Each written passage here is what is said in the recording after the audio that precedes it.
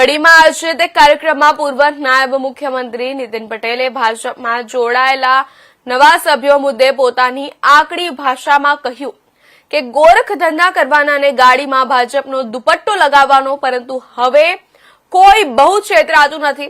શરૂઆતમાં ઘણા લોકો છેતરાતા હતા. કડી ખાતે ભીમનાથ મહાદેવ મંદિર સામે આવેલા ચંપાબેન રતિલાલ પટેલ ટાઉન હોલ ખાતે સોમવારે સહકારિતા સંમેલનનું આયોજન કરવામાં આવ્યું હતું, જેમાં ઉપસ્થિત પૂર્વ નાયબ મુખ્યમંત્રી નીતિન પટેલે તેમની તળપદી ભાષામાં ભાજપમાં નવા જોડાતા કાર્યકર્તાઓ સંબંધે કરેલી ટિપ્પણી ચર્ચાસ્પદ બની છે. તેમણે કહ્યું કે ભાજપના સાચા કાર્યકર ત્યારે કહેવાય કે જ્યારે પક્ષ સાથે રહીને કામ કરતા હોઈએ.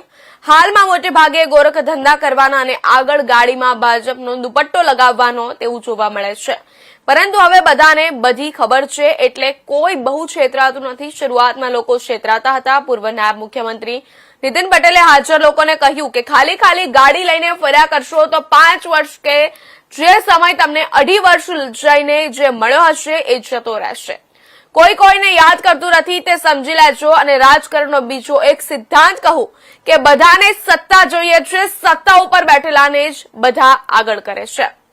કામ કરનારને ઓછા લોકો યાદ કરે છે, પરંતુ મારો સ્વભાવ જુદો છે. હું પહેલા કામ કરનારને, પ્રતિષ્ઠિત વ્યક્તિને, પક્ષને સાથે વર્ષોથી જોડાયેલા સિનિયરોને માન આપું છું. હોદ્દો તો ઠીક છે, હોદ્દા પર કોક આવી ગયું તો સારું કર્યું, એમનું માન સન્માન છે, પણ એના કારણે આખો પક્ષ ચાલે એવું હું નથી માનતો.